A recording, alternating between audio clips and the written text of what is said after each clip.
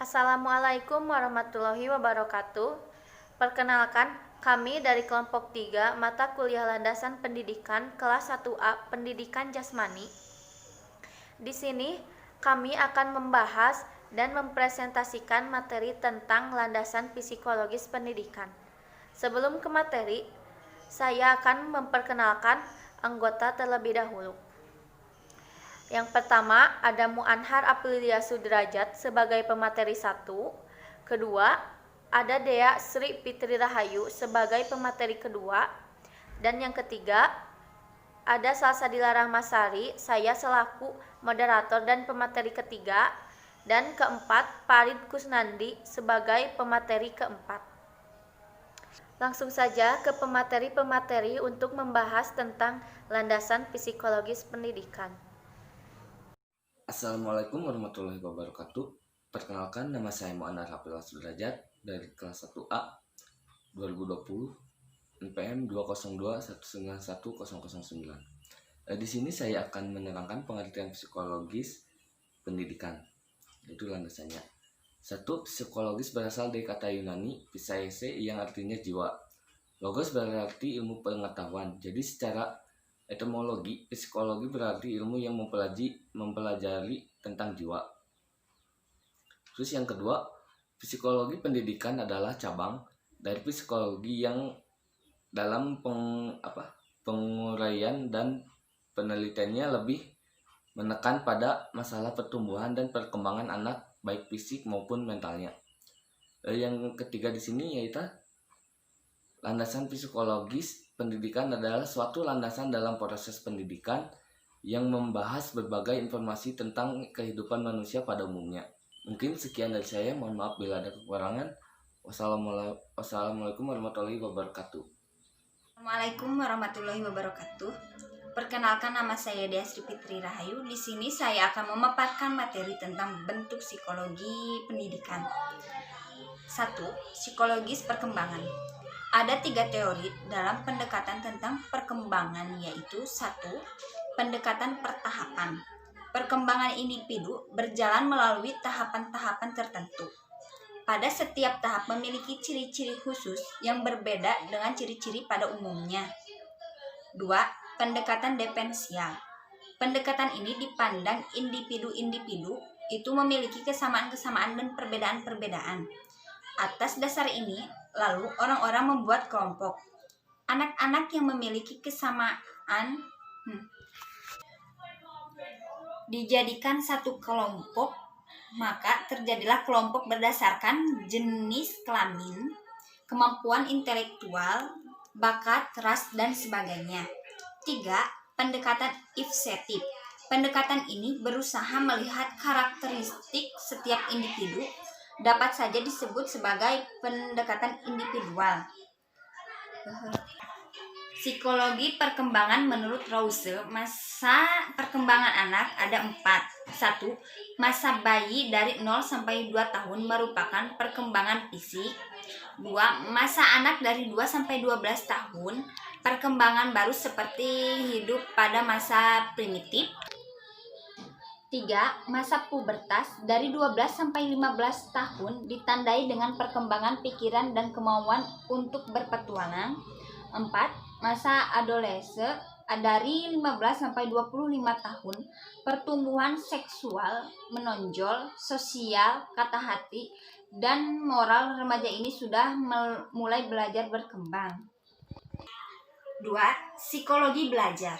Menurut Pidarta tahun 2007, belajar adalah perilaku yang relatif permanen sebagai hasil pengalaman. 2. Samoto tahun 1992, belajar merupakan suatu usaha mencapai tujuan tertentu yang untuk mendapatkan perubahan tingkah laku. 3. Psikologi sosial. Psikologi sosial adalah psikologi yang mempelajari psikologi seseorang di masyarakat. Pembentukan kesan pertama terhadap orang lain. Kunci utama yaitu 1. Kepribadian orang, 2. Perilaku orang, 3. Latar belakang situasi. Assalamualaikum warahmatullahi wabarakatuh. Perkenalkan, saya Sasadila Rahmasari, NPM 2021910111 dari kelas 1A Pendidikan Jasmani. Di sini saya akan membahas tentang implikasi psikologis dalam kegiatan belajar. Kesatu, implikasi psikologis pendidikan terhadap pengembangan kurikulum. Kajian psikologis ini memperhatikan keunikan yang dimiliki oleh setiap orang, baik ditinjau dari segi kecerdasan, kemampuan, serta karakteristik individualnya. Kedua, implikasi psikologis pendidikan terhadap sistem pembelajaran. Menurut Daeng Sudirwo, tahun 2002, menegaskan prinsip dalam belajar yakni 1. Agar seseorang benar-benar belajar, ia harus mempunyai satu tujuan. Kedua, tujuan itu harus timbul dari atau berhubungan dengan kebutuhan dan bukan karena dipaksakan oleh orang lain. Ketiga, seseorang memerlukan bantuan dan bimbingan dari orang lain. Ketiga, implikasi psikologis pendidikan terhadap sistem penilaian. Penilaian pendidikan merupakan salah satu hal yang penting dalam pendidikan untuk memahami seberapa jauh kemampuan para siswa atau tingkat keberhasilan pendidikan.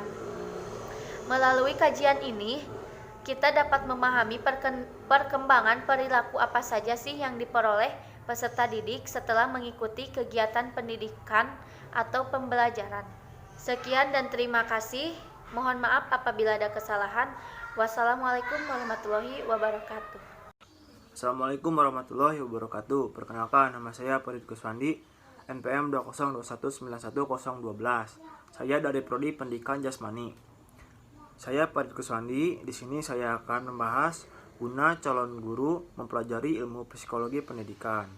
Manfaat mempelajari psikologi pendidikan bagi guru dan calon guru dapat dibagi menjadi dua aspek, yaitu 1. Untuk mempelajari situasi dalam proses pembelajaran. 2. Untuk menerapkan prinsip-prinsip belajar mengajar. 1. Implikasi terhadap pendidikan. Implikasinya kepada konsep pendidikan adalah sebagai berikut. Psikologi perkembangan bersifat umum yang berorientasi pada afeksi dan pada kognisi. Semuanya memberi petunjuk pada pendidik bagaimana seharusnya ia menyiapkan dan berorganisasi materi pendidik serta bagaimana membina anak-anak agar mereka mau belajar dengan sukarela. Simpulan, psikologi belajar merupakan ilmu yang mempelajari tentang perilaku individu dalam konteks belajar. 2. Teknologi pendidik yang senantiasa berhubungan dengan program pendidik untuk kepentingan peserta didik, maka landasan psikologi mutlak harus dijadikan dalam dasar proses pengembangan teknologi pendidikan. Pengaplikasikan teori psikologi baik psikologi pendidikan maupun psikologi belajar terhadap teknologi pendidik sangat erat karena dalam pembuatan strategi belajar untuk mengetahui teknik belajar yang baik. Sekian dan terima kasih. Wassalamualaikum warahmatullahi wabarakatuh. Itulah video presentasi dari kelompok 3. Sekian dan terima kasih. Mohon maaf apabila ada kesalahan dalam mengucapkan kata. Wassalamualaikum warahmatullahi wabarakatuh.